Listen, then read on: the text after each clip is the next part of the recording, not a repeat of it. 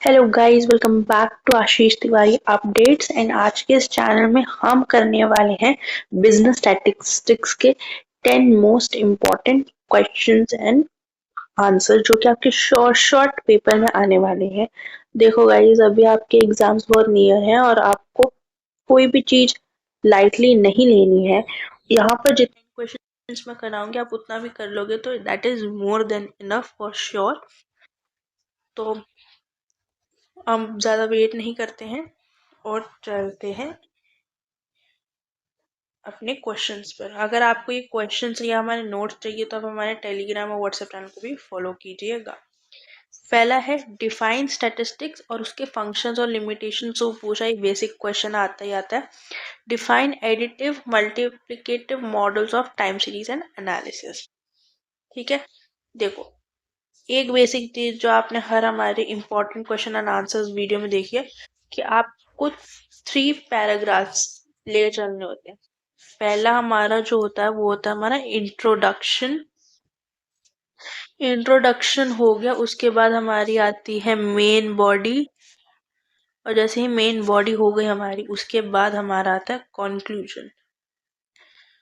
अब देखो जो इंट्रोडक्शन है और मेन बॉडी है वो मैं उस पर मैं ज़्यादा फोकस करूँगी।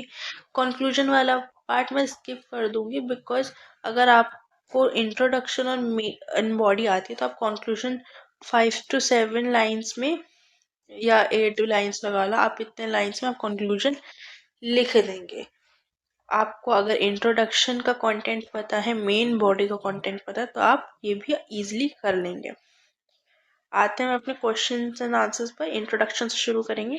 स्टैटिस्टिक एक सिस्टमैटिक डिसिप्लिन है जो कि डील करता है कलेक्शन, क्लासिफिकेशन, प्रेजेंटेशन, एनालिसिस और इंटरप्रिटेशन न्यूमेरिकल डेटा के। ये हेल्प करता है अंडरस्टैंड करने में, पैटर्न को आइडेंटिफाई करने, ट्रेंड्स में और फ्यूचर की मूवमेंट्स को प्रिडिक्ट करने में। अब जो मॉडर्न एनालिसिस होती है, जो स्पेशली जब हम बिजनेस, इकोनॉमिक्स, रिसर्च की बात करते हैं, तो स्टैटिस्टिक्स में ज़्यादा टाइम सीरीज का यूज होता है जहां डेटा को ऑब्जर्व किया जाता है रेगुलर इंटरवल्स में। अब जो टाइम सीरीज एनालिसिस है वो दो डिफरेंट मॉडल्स यूज करता है। एक होता है हमारा एडिटिव, दूसरा है हमारा multiplicative. To understand the behaviour components like trend, seasonal variation, cyclic movements and irregular fluctuations. Main body पाएंगे। डेफिनेशन क्या है हम उस पर लिखेंगे। डेफिनेशन हम एक्सप्लेन करेंगे। स्टैटिस्टिक्स में be defined as science that collects numerical facts, organises them and presents them in charts and tables. आप न्यूमेरिकल फैक्ट्स को आप ऑर्गेनाइज करते हैं और उनको आप चार्ट्स और टेबल्स में हम उसको लाइक पोर्ट्रे करते हैं। ठीक है, आप बेसिकली आप जब रॉ डेटा को मीनिंगफुल इंफॉर्मेशन देते हैं तो उसको मैं बोलूंगी कि ये स्टैटिस्टिक्स है। उसके बाद फंक्शंस के स्टैटिस्टिक्स के, आप कलेक्ट करते हो डेटा को, क्लासीफाई और ऑर्गेनाइज करते हो उनको टेबल्स में और फ्रीक्वेंसी डिस्ट्रीब्यूशन प्रेजेंट करते हो आप उसको ग्राफ में, डायग्राम्स में और चार्ट्स में। एनालिसिस करते हो आप कैसे एवरेजेस, कोरिलेशन, रिग्रेशन, यानी या आपको अगर पता हो मैंने इस पे भी हमारे चैनल पे सेंट्रल टेंडेंसी के ऊपर भी वीडियो है। तो यहाँ हम उन्हीं एनालिसिस वाले टूल्स की बात कर रहे हैं। इंटरप्रिटेशन करते हो आप, फिर आप उससे पॉलिसीज बनाते हो। वो गवर्नमेंट पॉलिसी भी हो सकती है, बिजनेस पॉलिसी भी हो सकती है, कोई रिसर्च की पॉलिसी भी हो सकती है। लिमिटेशन क्या है, ये सिर्फ न्यूमेरिकल डाटा को यूज करता है, क्वालिटेटिव एस्पेक्ट्स को ये इग्नोर कर देता है। ठीक है, फिर possibility of miss interpretation, miss interpret भी हो सकता है, रॉन्ग टेक्निक्स, और अगर कोई यूज करता है तो कंक्लूजन मिसलीडिंग हो सकते हैं। रिक्वायर्स कंपैरेबिलिटी, आपको होमोजीनियस डेटा की ज़रूरत होती है इस पे, और इसका कोई सब्सटीट्यूट नहीं होता कॉमन सेंस के साथ। अफेक्टेड बाय एरर्स, एरर से इफेक्ट हो सकता है जिससे वो पूरा रिजल्ट ही डिस्टॉर्ट हो जा सकता है। डिस्टॉर्ट यानी खत्म हो सकता है। टाइम सीरीज एनालिसिस में क्या होता है, ये सीक्वेंस ऑफ ऑब्जर्वेशन होती है जो रिकॉर्ड की जाती है रेगुलर इंटरवल्स में। वो रेगुलर कितना रेगुलर हो सकता है, वो डेली ऑब्जर्व कर रहे हो, मंथली कर रहे हो या ईयरली कर रहे हो। ठीक है, पहला है trend, seasonal variation, cyclical variation और इरेगुलर मूवमेंट। इसको TSCI एब्रीविएशन से भी आप यूज कर सकते हो, इतना डिफिकल्ट नहीं है इसको याद करना। अब एडिटिव मॉडल क्या होता है, जब हम ये टी इन सब को ऐड करते हैं। मल्टीप्लिकेटिव क्या होता है, जब हम सबको मल्टीप्लाई करते हैं। जो एडिटिव मॉडल है वो सीजनल वेरिएशन को के टाइम यूज होता है जब वो कांस्टेंट होता है इन साइज। सूटेबल किसके लिए, इकोनॉमिक और सोशल डेटा के लिए। ये बिजनेस और सेल्स डेटा में यूज होता है। कौन सा, मल्टीप्लिकेटिव मॉडल। ठीक है। कंक्लूजन वाला अगेन एज आई सेड वो नहीं करेंगे हम डिस्कस। आप चाहे तो यहाँ पर पॉज करके एक बार इसको पढ़ सकते हैं फिर भी। अगला है क्वेश्चन नंबर 2। कंपोनेंट्स हमें बताने हैं टाइम सीरीज एनालिसिस के, और हमें एक्सप्लेन करना है सूटेबल एग्जांपल्स के साथ एक classical and empirical approach of probability. जो स्टैटिस्टिक्स है वो अंडरस्टैंड करता है अनसर्टेनिटी को और प्रिडिक्ट करता है फ्यूचर आउटकम्स को। जो दो मेजर टूल्स है जो कि इस पर्पस के लिए यूज होते हैं वो टाइम सीरीज एनालिसिस है और प्रोबेबिलिटी थ्योरी है। टाइम सीरीज तो हमें पता है वो क्या है, लेकिन जो प्रोबेबिलिटी जो है वो हमें प्रोवाइड करती है एक मैथमेटिकल बेस, ताकि हम जो अनसर्टेन इवेंट्स है उसको हम मेजर कर सकें। दोनों के दोनों सिस्टमैटिक ऑब्जर्वेशन ऑफ पैटर्न पर रिलाई करते हैं। इसीलिए whether we study components of time series और approaches to probability, the central aim remains the same. आप चाहे टाइम सीरीज ले लो या प्रोबेबिलिटी ले लो, उन दोनों में से दोनों का aim is same, that is आप अंडरस्टैंड कर रहे हो वेरिएशन को और एस्टिमेट लगा रहे हो फ्यूचर बिहेवियर को लॉजिकली। कंपोनेंट्स क्या है, जैसे हमने ऊपर पढ़ा था, ट्रेंड है, जैसे मूवमेंट ऑफ डेटा अपवर्ड और डाउनवर्ड। ये जो बिहेवियर रहता है किसी भी लाइक जैसे मान लो इंडिया की पॉपुलेशन इतने सालों तक वो हमेशा ऐसे इंक्रीज करती रही है, तो ये हमारा हो गया अपवर्ड ट्रेंड की हाँ ये अपवर्ड जा रहा है। सीजनैलिटी ट्रेंड क्या होता है, मान लीजिए कोई भी मंथ हो गया, क्वार्टर हो गया, सीजन हो गया। अब मान लीजिए जैसे सीजन है अपना समर, समर सीजन में आइसक्रीम की सेल हाईएस्ट होती है, तो ये उसकी ये हमें वो चीजें दिखाएगा। ठीक है, फिर हमारा है साइक्लिकल वेरिएशन। जैसे हम जैसे जिसने भी बिजनेस साइकिल इकोनॉमिक्स में पढ़ा उसको ये चीज समझ आएगा। जैसे लॉन्ग टर्म ऑसिलेशन होता है किसी भी इकोनॉमिक साइकिल की वजह से, उसको हम कहेंगे साइक्लिकल। इरेगुलर रैंडम वेरिएशन जो भी अनप्रिडिक्टेबल, ये कब होता है, जैसे कोविड-19 के टाइम पे हुआ। ठीक है, जैसे मैंने बताया वो कोविड-19 के टाइम पे हुआ। ठीक है, अब हमारा आ गया है classical and empirical approach. Okay, हमें पता है जो हमारी प्रोबेबिलिटी रहती है वो 0 to 1 के बीच में रहती है। 1 से मतलब होता है 100%। ठीक है, क्लास अप्रोच रहती है। क्लासिकल अप्रोच हमारी जो नॉर्मल बेसिक हमारा फॉर्मूला जो रहता है, number of favourable outcomes divided by total possible outcomes, ये उसकी बात कर रहा है। तो ये जो हमारा नॉर्मल फॉर्मूला होता है ये हमारी क्लासिकल अप्रोच में आती है। अब इसका एग्जांपल क्या है, अ फेयर कॉइन। जब भी ये फेयर कॉइन लिखा होता है इसका क्या मतलब होता है कि ऐसा कॉइन जिसमें हेड्स और टेल्स हो। ठीक है, ये नहीं कि दोनों साइड हेड्स हो या दोनों साइड टेल्स हो, मतलब ऐसे फेक कॉइन ना हो, फेक। ठीक है, सो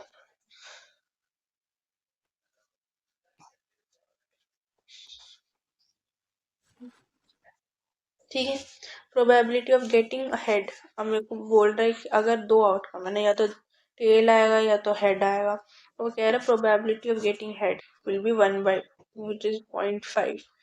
ठीक है, a fair die has 6 faces. ठीक है, probability of getting a four, four क्या, फोर के आने की क्या प्रोबेबिलिटी। देखो एक फेयर डाई में यही सारे आउटकम्स होंगे, या तो 1 आएगा, 2 आएगा, 3 आएगा, 4 आएगा, 5 आएगा, 6 आएगा। अब अगर 4 आने की प्रोबेबिलिटी लगाने, 4 कितनी बार है 1, टोटल आउटकम्स कितने 6। तो ये एप्लीकेबल कार्ड्स, डाइस और कॉइन्स के साथ होता है।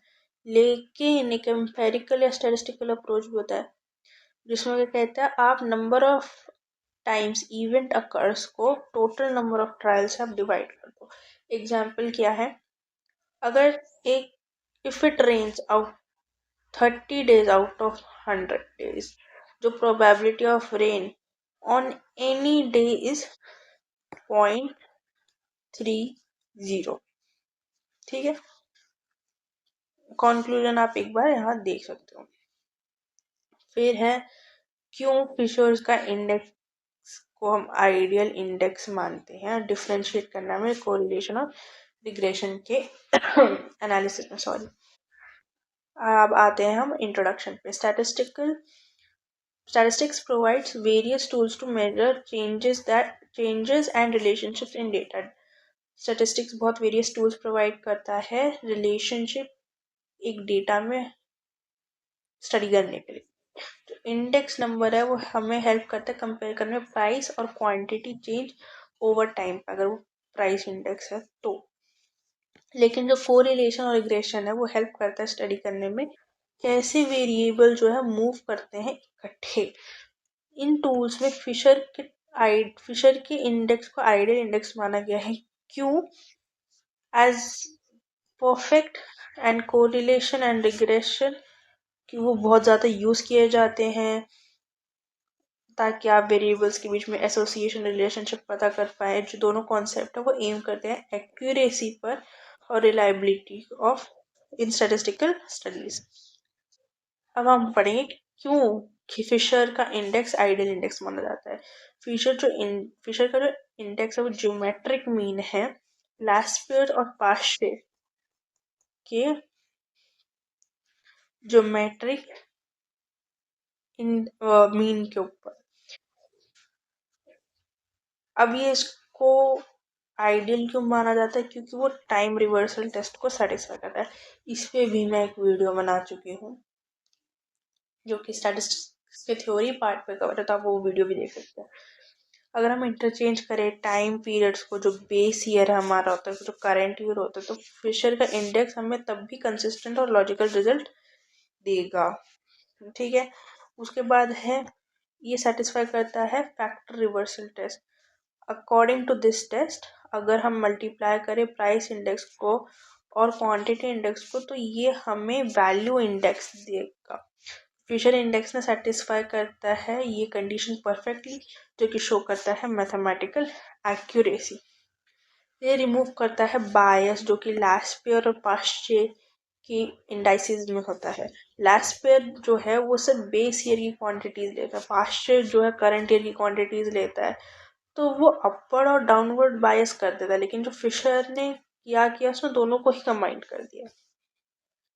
ये मैथमेटिकल साउंड और बैलेंस्ड है। क्यों? क्योंकि ये यूज करता है ज्योमेट्रिक मीन।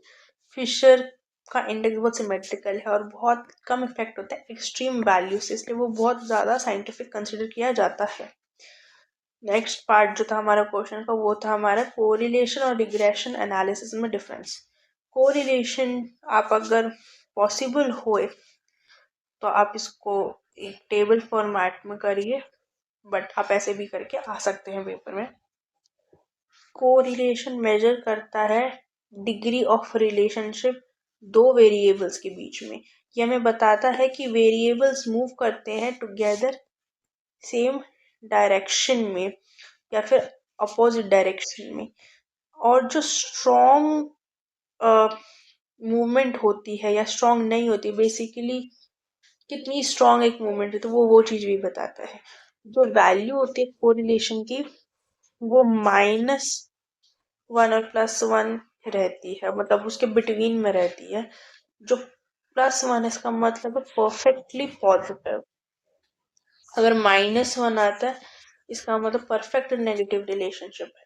कोरिलेशन जो है वो कभी कंसिडर नहीं करता है कि कोई वेरिएबल डिपेंडेंट है या इंडिपेंडेंट है, वो सिर्फ एसोसिएशन में मेजर करता है कि इन दोनों वेरिएबल्स के बीच में क्या संबंध है।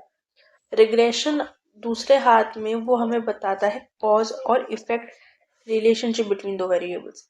ये डिफाइन करता है एक वेरिएबल जो कि डिपेंडेंट है whose value is influenced by another variable, यानी ये एक वेरिएबल को आइडेंटिफाई करता है जो कि डिपेंडेंट है और वो किस तरीके से दूसरे वेरिएबल यानी जो इंडिपेंडेंट वेरिएबल उससे इफेक्ट होता है। रिग्रेशन जो है वो कभी सिर्फ डायरेक्शन शो नहीं करता रिलेशनशिप के, लेकिन वो ऑल्सो एक इक्वेशन बताता है जिससे ये यहाँ पर है that helps in predicting future values, ताकि आप फ्यूचर में वैल्यूज को भी प्रिडिक्ट कर पाओ। ये मेनली यूज किया जाता है फोरकास्टिंग और एस्टिमेशन। एग्जाम्पल, कोरिलेशन हमें बताता है हाइट वेट से रिलेट की हाइट और वेट कैसे रिलेटेड है, ठीक है। रिग्रेशन लेकिन एक्चुअली प्रिडिक्ट कर सकता है कि पर्सन का वेट क्या है या हाइट क्या है। क्वेश्चन नंबर 4 पे चलते हैं।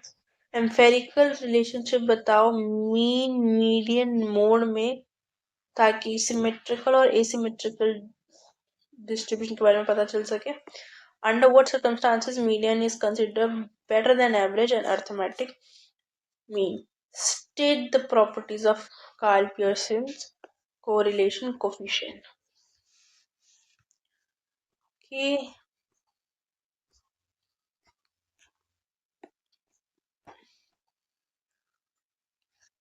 इंट्रोडक्शन पे आते हैं। स्टैटिस्टिक्स में एवरेजेस और कोरिलेशन जो एक फंडामेंटल कॉन्सेप्ट है जो कि यूज किया जाता है अंडरस्टैंड करने के लिए बिहेवियर और रिलेशनशिप्स को। जो मीन मीडियन मोड है वो डिस्क्राइब करते हैं बहुत अलग टाइप्स के सेंट्रल टेंडेंसी, जो कि Karl Pearson coefficient of correlation measure है। वो मेजर करता है strength of the linear relationship between two variables. जो रिलेशनशिप है तीन एवरेजेस के बीच में वो हमें आइडेंटिफाई करने बताता है कि जो डिस्ट्रीब्यूशन है वो सिमेट्रिकल है स्क्यूड है। लेकिन अगर हम कोरिलेशन की प्रॉपर्टीज देखें तो वो हमें बताता है कि कैसे वेरिएबल्स मूव करते हैं इकट्ठे। मेन बॉडी पे आते हैं empirical relationship. In any frequency distribution the three averages mean median और मोड ये एक डेफिनाइट पैटर्न शो करते हैं। सिमेट्रिकल डिस्ट्रीब्यूशन में in a perfectly symmetrical distribution all three averages coincide, यानी दो सब तीनों के तीनों इक्वल है, कुछ भी स्क्यूनेस नहीं आता। लेकिन अगर एसिमेट्रिकल और स्क्यूड देखें तो हमारा, अब देखो यहाँ पर जो आपको ये इक्वेशन दे रही है वो बहुत अलग तरीके से भी आ सकते हैं। तो आपको मेरे को इसकी पहला जो हमारा गिव अवे क्वेश्चन है, आपको मेरे को दो वेज और बताने हैं जिस आप इससे पोर्ट्रे कर सकते हैं। चलो मैं इजी कर देती हूँ, दो वे भी नहीं, सिर्फ एक वे बता दो कि आप इस इक्वेशन को और किस तरीके से लिख सकते हो। ठीक है, अब उस तरीके में से जो सबसे आपको मेरे को मैथमेटिकल लगेगा that will be considered the right answer. ठीक है, when is median better than arithmetic? जब डिस्ट्रीब्यूशन बहुत एसिमेट्रिकल हो यानी स्क्यूड हो, जब डेटा कंटेन करता है एक्सट्रीम और एबनॉर्मल वैल्यूज को, और जब डेटा ओपन एंडेड होता है यानी जैसे अबव 60 ऐसे टाइप की जो वैल्यूज होती हैं वो। व्हेन क्वालिटेटिव, जब क्वालिटेटिव होता है, जब हम कैरेक्टरिस्टिक को स्टडीज करते हैं। Properties of Karl Pearson coefficient correlation.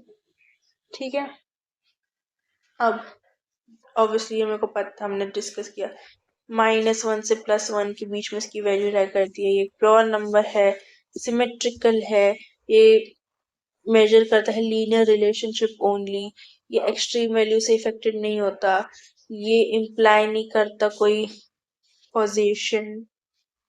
Okay, ये कंक्लूजन आप देख सकते हैं स्क्रीनशॉट लेके या वीडियो पॉज करके। क्वेश्चन नंबर 5 है, it is a numerical based question. ये तो हम फिर जल्दी देखा देखी करेंगे। Sorry, wait a minute. ये एक इन्वेस्टर ने म्यूचुअल फंड यूज किया और stocks to manage his portfolio. The probability of his investment losing if he invests in mutual funds is zero, and the probability of his investment losing if he invests in the stock is 0.2. What is the probability that his investment lost value? Very good question. उसके बाद है, an employee can solve 85% of the problem of sale. 2060 2465 department of company, while another employee can solve 75%. What is the probability that either first or second employee will solve the selected random? ठीक है, इसको solve कैसे करना है? अगर हम मान लीजिए लेट, आपको पेपर में भी ऐसे करना है, आप इस तरीके से मत लिखिएगा। चलो आप लिख भी दीजिए तो चलिए, पर थोड़ा आपको इस तरीके से लिखना है कि एग्जामिनर को समझ आ जाए चीज़ें जो आपने लिखी है। एक मैथमेटिकल फॉर्मेट में लिखिए, वो ज़्यादा बेटर रहेगा रेदर देन आप जो इंग्लिश ज़्यादा यहाँ लिख देख रहे हो, इससे थोड़ा कम स्पेसिफिक रहिए, उतनी इंग्लिश रहे जितनी रिक्वायर्ड है। एट दी एंड एग्जामिनर से आंसर चेक करेगा। Probability of loss if he invest in mutual fund. अगर अगर हम मान रहे हैं ये चीज, ठीक है, प्रोबेबिलिटी अगर वो इन्वेस्ट करता है म्यूचुअल फंड में तो उसकी प्रोबेबिलिटी ऑफ लॉस कितनी। क्वेश्चन पे आते हैं, म्यूचुअल फंड इज 0, ठीक है, तो मैं 0.1 मान रही हूँ। अब इधर हम क्योंकि 0.1 मान रहे हैं तो मतलब इट्स क्लोजर टू 0। इसको अगर हम एस्टिमेट भी करेंगे तो फिर या राउंड अप भी करेंगे तो it will give 0 only, right. Probability of loss अगर वो इन्वेस्ट करता है स्टॉक में तो हमने 0.2 मान लिया है। अगर इन्वेस्टर चूज करता है either option with equal chance, अगर इनमें से ऑब्वियसली अगर इन दोनों में से कोई एक चॉइस करानी तो म्यूचुअल फंड्स को चूज करने की प्रोबेबिलिटी भी 1/2 है और स्टॉक्स को चूज करने की भी प्रोबेबिलिटी 1/2 है। देन द लॉस इज, देखो अगर ध्यान से सुनना ये क्या है, यहाँ पर हमारा परमुटेशंस एंड कॉम्बिनेशंस का यहाँ पर कॉन्सेप्ट यूज हो रहा है। देखो जब भी हमें प्रोबेबिलिटी हो जाए, परमुटेशन कॉम्बिनेशन हो जाए, जब हमें कोई चीज जोड़नी होती है तब हम मल्टीप्लाई का यूज करते हैं। जब भी हमें कोई चीज अपने एग्जाम्पल या क्वेश्चन में ऐड करनी होती है तो हम मल्टीप्लाई यूज करते हैं। जब हमें और का एहसास दिलाना होता है, जैसे और मतलब इसको तो मतलब एडिशन हटाओ, एडिशन करना हो या फिर देखो एडिशन भी हो सकता है, एडिशन करना हो या एंड लिखा हो, एंड का एहसास जब होता है, इकट्ठा होने का एहसास जब होता है तो हम मल्टीप्लाई का यूज करते हैं, वरना हम प्लस का यूज करेंगे क्या दिखाने के लिए, या और। तो यहाँ पर देखो अगर मैं चूज करती हूँ म्यूचुअल फंड्स को जिसकी होने की प्रोबेबिलिटी कितनी है 1/2,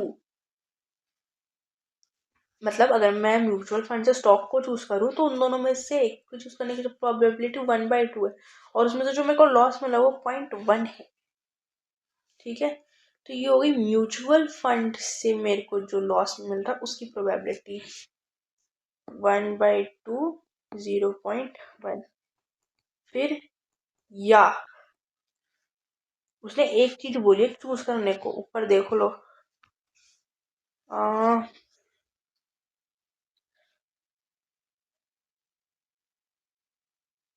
what is the probability that his investment lost value। हमें यहाँ वो या का एहसास दे रहा है। अब वो ये चीज तो वो स्टॉक मार्केट से भी कर सकता है, तो सेम स्टॉक मार्केट को चूज करने की प्रोबेबिलिटी इतनी, उसमें लॉस मिल रहा है उसकी इतनी। जब इसको आप प्रॉपर सॉल्व करेंगे तो हमारा 0.15 आंसर आएगा। तो जो प्रोबेबिलिटी जो वो अपना इन्वेस्टमेंट लॉस करेगा वो 0.15 या 15% रहेगा। ये कैसे बना 15%, पता है ना, ये पॉइंट एट के नीचे 100, फिर ये 15% ही हुआ। दूसरे में क्या कह रहा है, अब हम मान रहे हैं कि जो प्रोबेबिलिटी, जो अगर उसने ए ने सॉल्व किया वो 0.85 है, प्रोबेबिलिटी अगर उसने बी ने सॉल्व किया तो वो 0.75 है। हमें प्रोबेबिलिटी चाहिए कि एटलीस्ट एक, इन दोनों में से किसी एक ने प्रॉब्लम सॉल्व किया। ठीक है, यहाँ पर हम यूज करते हैं हमारे यूनियन वाले फॉर्मूले, यूनियन वगैरह आ जाता है। जब हम एटलीस्ट वन की बात करते हैं तो हम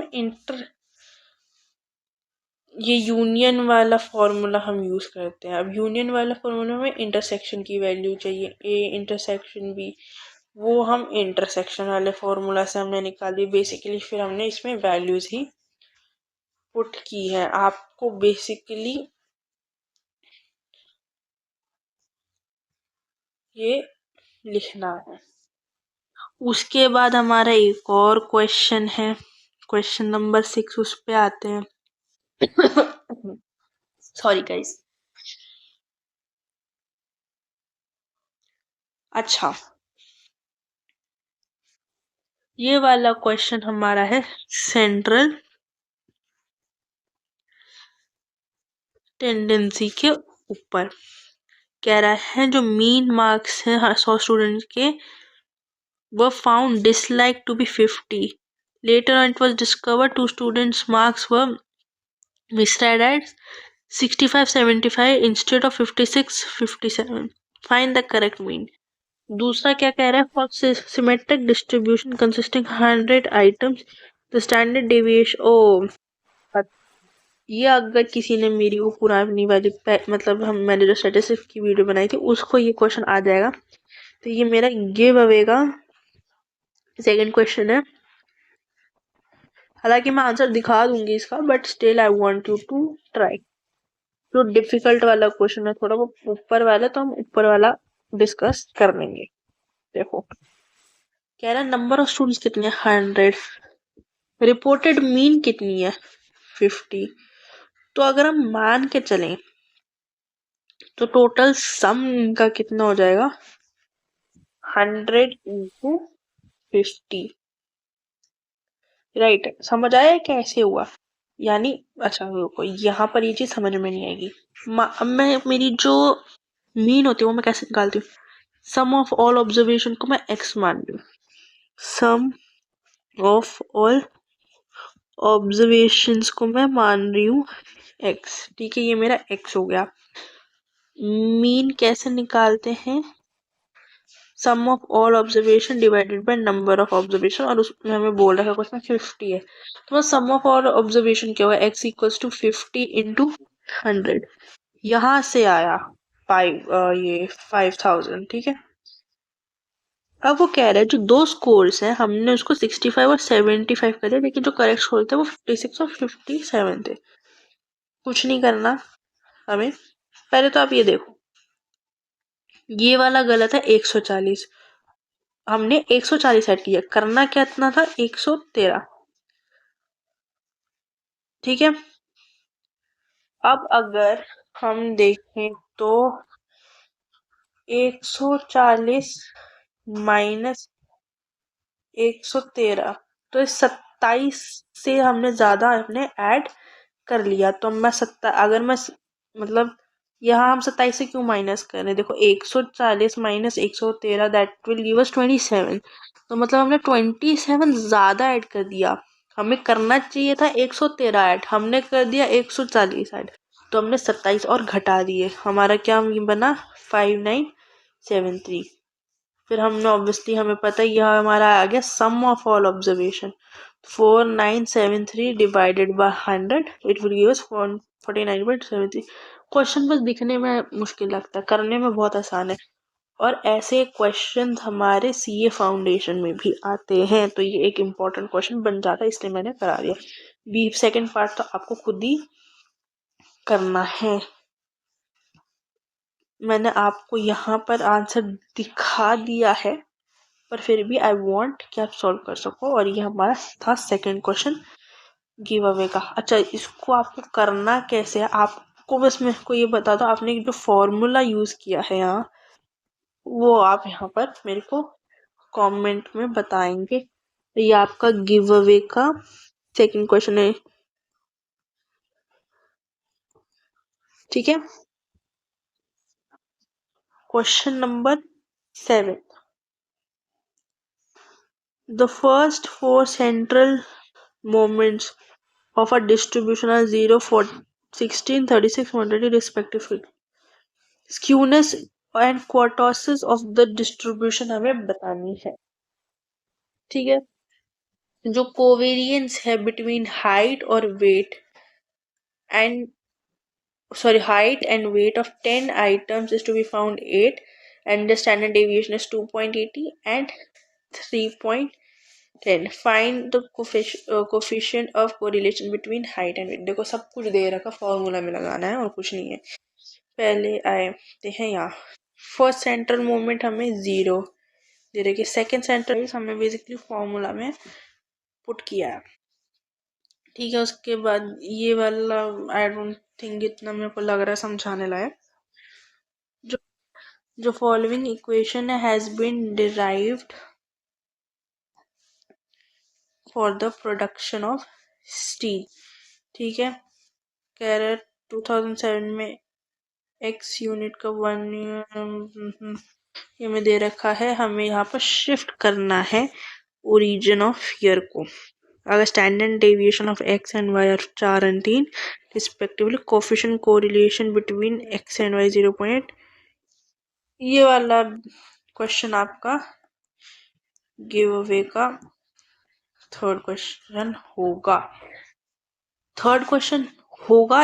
इसमें मैं आपको ये नहीं बोल रहा हूँ कि आपको खुद सॉल्व करना है, आंसर इसमें दिख जाएगा। It's like a direct formula based है। आपने मेरे को इसको सॉल्व करके नहीं बताना, आपने बस इसका फॉर्मूला बताना है। आंसर मैं इसका पहले ही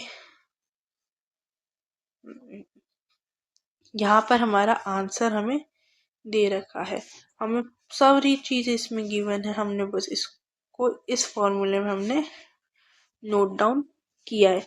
पर्पसली मैं वीडियो ज़्यादा लंबा नहीं बना पा रही हूँ, चाहती तो मैं सॉल्व करके बता सकती थी, but the video will be very long. तो जो क्वेश्चंस जो ज़्यादातर देखे गए हैं वो मैं उस पर डिस्कस कर रही हूँ।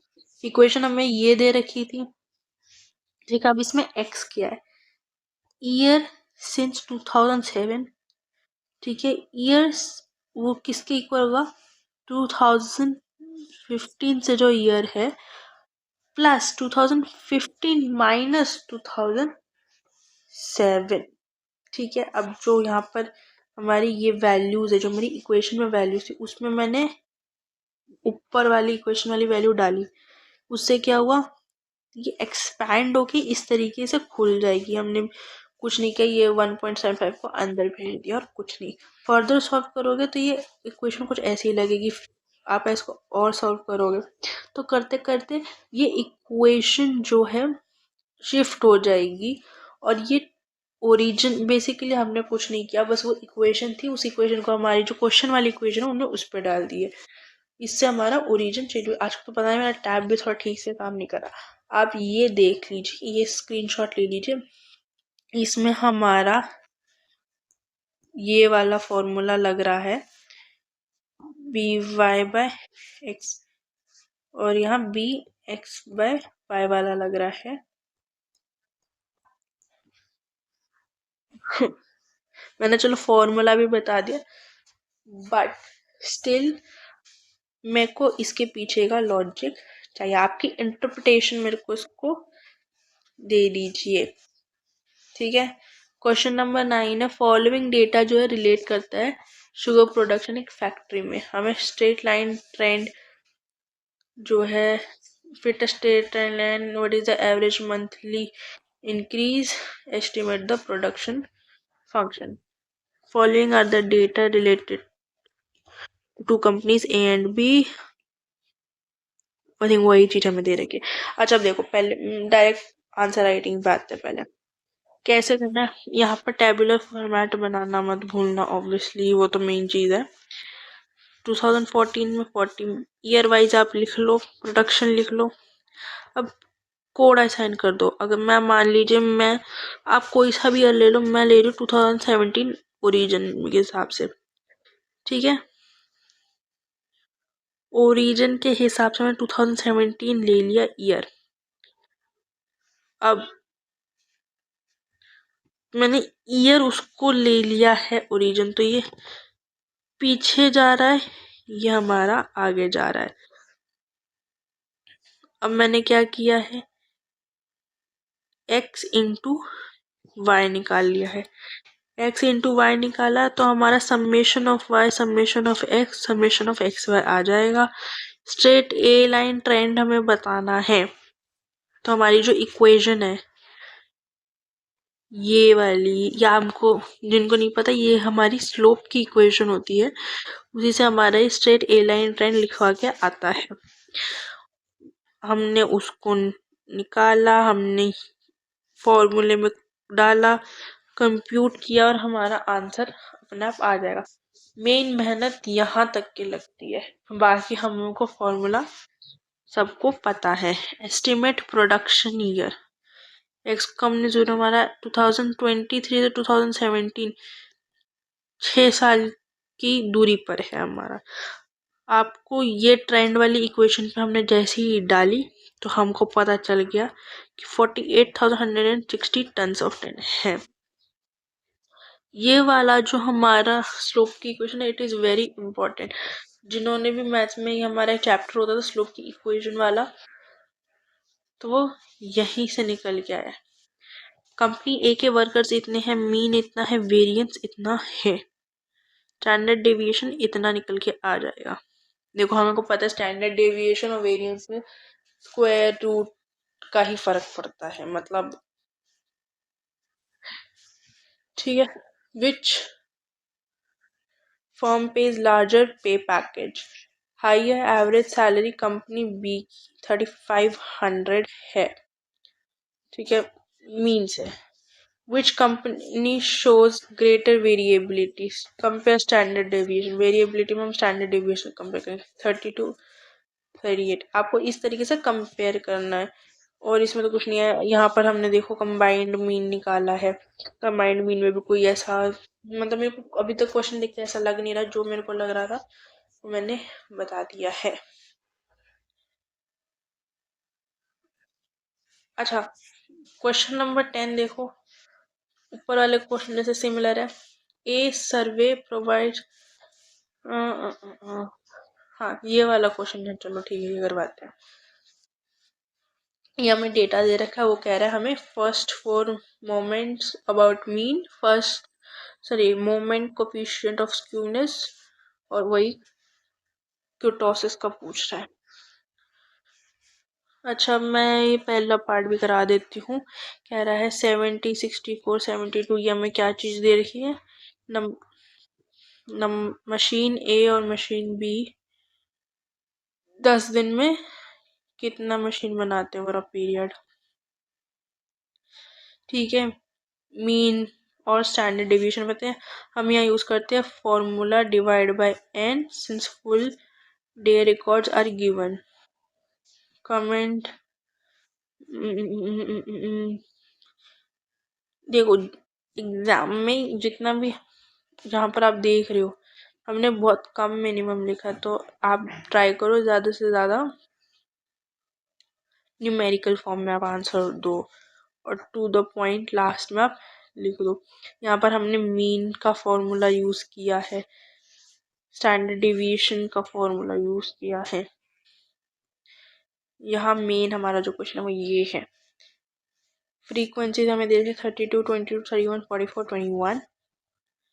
हमारा जो मीन का है, जब हमारी क्लासेस आ जाती है तो मीन का फॉर्मूला अलग हो जाता है, हमारा फ्रीक्वेंसी वाला फॉर्मूला हो जाता है, तो that will be close to 47, ठीक है। अगर ऑब्वियसली आप टेबल बना के सॉल्व करोगे तो आपको ये तब समझ आएगा, यहाँ टेबल नहीं बनी, आपको करना है सॉल्व विद टेबल। वीडियो कम से कम लंबी जानी चाहिए, तो हमने उसने किया है ये।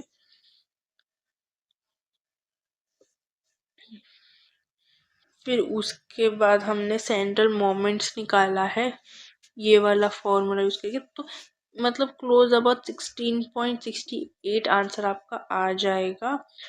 और जो मोमेंट है, अगर हम उसको डिवाइड करें n से, तो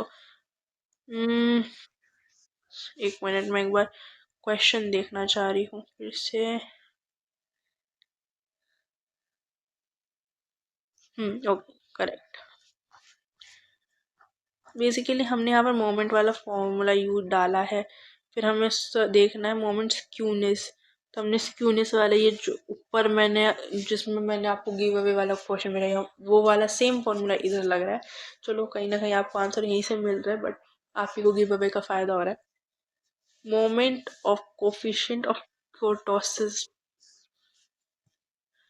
देखिए, आप जो भी अगर इस टाइप का क्वेश्चन है तो आपको इंटरप्रिटेशन वाली लाइन जरूर लिखनी होगी। और कंक्लूजन में यही है। देखो, मैं चाहती थी कि मैं ये वीडियो शॉर्ट से शॉर्ट लिखूं। ये रीजन ये भी है कि आप देखो, आप अगर ऐसे क्वेश्चंस करो, ऑब्वियसली आपका ये 10 इम्पोर्टेंट वीडियोस में अगर आपने पढ़ रखा है तो वो हो जाएगा, बट आपको पॉज करके वो क्वेश्चन सॉल्व करने की भी ज़रूरत है।